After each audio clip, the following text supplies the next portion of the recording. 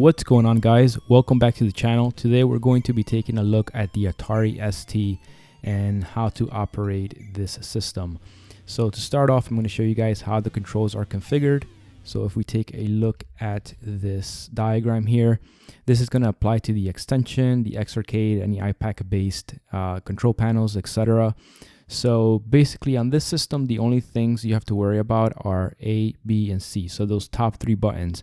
This first button is going to be your action. So for example, in a game like 1942, that is going to be fire.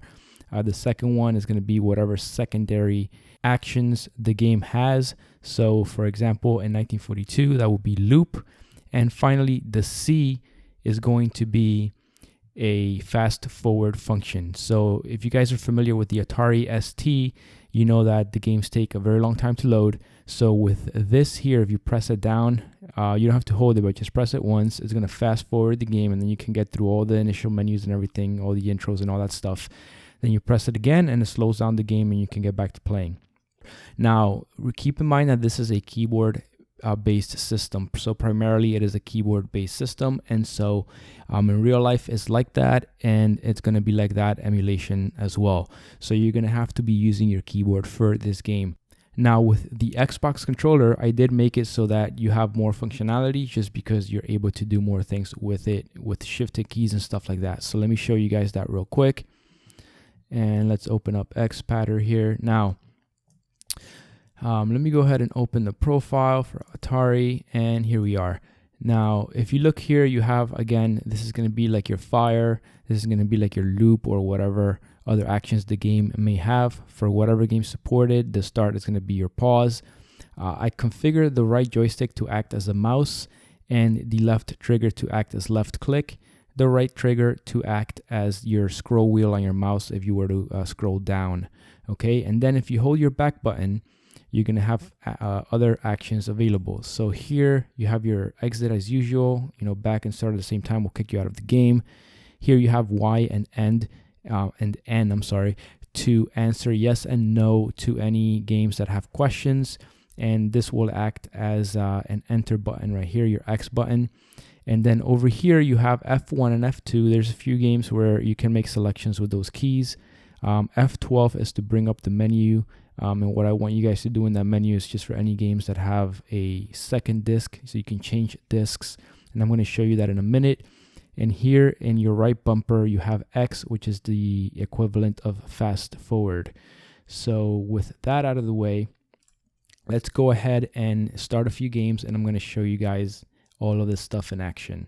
So let's go back to Hyperspin here, and let's go into Atari. All right, so let's go ahead and open up a few games here. We're going to start off real easy with 1943. So let's go over to that. Now, this game, before we go into the game, if you look at the bottom right corner, as usual with my systems, it indicates if you need any special controllers for this system. And as you can see here, you have a keyboard and you have an Xbox controller. What that means is that this is a system that uses both the keyboard and a joystick style controller. So basically, a game like 1942 you can play with an Xbox controller just fine, because it's a simple game. But there are many games where you're gonna have to go ahead and bring out the keyboard so you can make selections in the menu and stuff like that. So with that out of the way, let's go ahead and start up a game here, 1943. And right off the bat, I'm going to show you guys the fast forward. So you have a white screen here that stays on there for a few seconds, but if you press the X, it fast forwards the whole thing. There you go, boom, it fast forwarded the intro, everything brought you here, and then I press the button again to get back to normal speed. Now here, what you would do is you press fire, which is that first button on the X Arcade joystick or your extension or your iPac based controller, etc. Or on the Xbox controller, you would press the A button to start the game. Now remember, I told you some games use F1 and F2 to make selections, so this is one of them.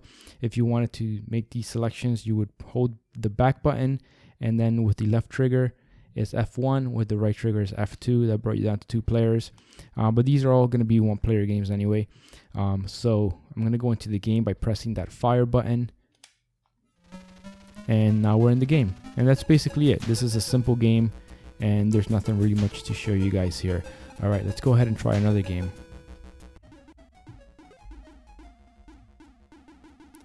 All right, so let's go ahead and do 10th frame. Now that game requires some keyboard input, so that's why I want to show it to you. It also takes a long time to load, so we're going to utilize that fast forward capability. Now on this one, I'm going to try with my Xbox controller, so I'm going to hold back and I'm going to press the right bumper. It's going to fast forward the whole thing. You can hear the sound is sped up, and then I'm going to press it right here because I'm in the game, and it slows it down again. Now, as you can see, it says select league or open bowling, and the L and the O are highlighted. So that means that you press those to make those selections. So I'm going to press L for league, and there you go. It asks you to enter a name for team one. So as you can see, for something like this, you would need the keyboard. All right. Now, one thing to keep in mind is that the A and B letters are not going to work. So you're going to have to get a little bit creative with your names. And that's because they're being utilized for the other functions. So they're kind of blocked from being used for regular typing. But yeah, that's it. That's all I wanted to show you guys in this game. So we're going to move on. We're going to do one more example here. Actually, two more. Let's go ahead and try Arkanoid 2. And Arkanoid is a game that you would play with your mouse. And if you have a trackball, of course, you can use the trackball. So let's go ahead and start that up. I'm going to fast forward it again. And then I'm going to press is it the A button on this one? No, I think it's the space. Okay, yeah. So some games, to start them up, you're going to press the space, which is really that second button on the extension. So that top row second button.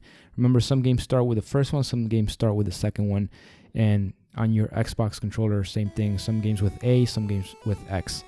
All right, so here we are in the game.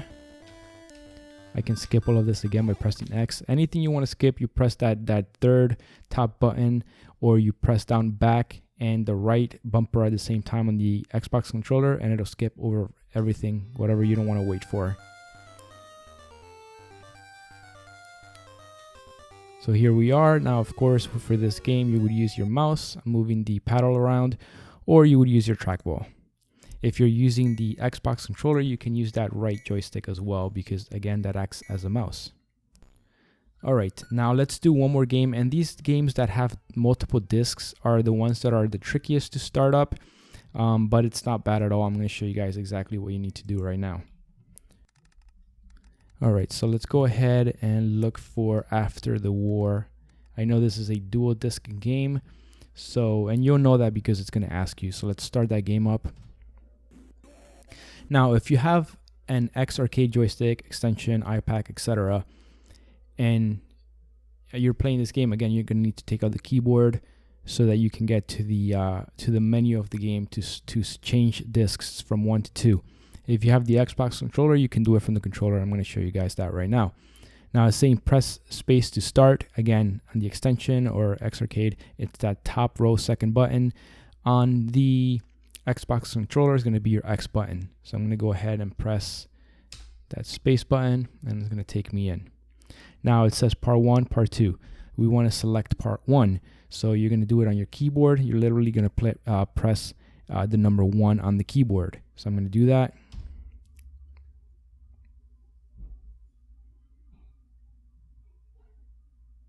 All right, so insert disc 2.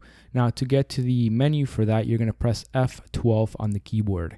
If you have any keyboard like the Logitech K400 or anything similar, if you have those F keys that have little icons on them for different things, just remember that you have to hold on the FN key. If you have a Logitech, that would be to the left, all the way to the bottom left next to Control. You have to hold that down before you press the F key, or else it's not going to actually trigger the F key. It's going to trigger whatever little drawing is on the key. So I'm going to hold down FN, and I'm going to press F12, and that will bring me to this menu. Now, if you have the Xbox controller, you can do the same thing by holding back and left trigger at the same time. That's going to activate F12, and it's going to bring you here. Now, with the right joystick on the Xbox controller, you can move your mouse, as I said before. And with that left trigger, it's going to activate, it's going to act as left click. All right.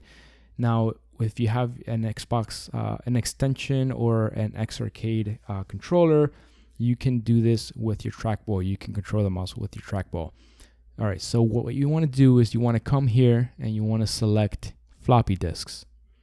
You want to go to eject on both of them, on A and B, and then you want to go to browse. And here you have all of your games, right? So also remember, I told you guys before that on the Xbox controller, if you press back, I believe it is. Oh no, it's not back. Let me go back in there. I think it's this one. Yep, it's the right trigger acts as the mouse scroll wheel if you were pressing it down. So that allows you to kind of scroll through the list here, doing it that way. But you know, for something like this, you're better off just reaching for your keyboard and doing it that way. So what you want to do for this game is you want to load After the War Disc 2. So you click on that, click OK, and now you have After the War Disc 2 right there in Drive A. You go back to main menu, you hit OK, and then once you're here, you press that space bar, or again the second button on the X Arcade joystick, or that X button on your Xbox controller. So let me go ahead and do that, and then it's going to load that disc 2 and take you into the game. Now Rocket Launcher has the functionality to switch discs, but it's not working. I don't think it works correctly. If I ever find a fix for it, I will definitely update this and let you guys know, but this is the way to do it for now. So really quickly, just to go over that again, because I was talking a lot, it's very simple. You press F12 on the keyboard, comes here, you go to floppy disks, you eject any disks that are already loaded here, you go to browse, you look for the game you're playing, you look for disc 2, you click on that, you click OK, back to main menu, hit OK again, and then you press the space bar to continue, and it'll load you into the game.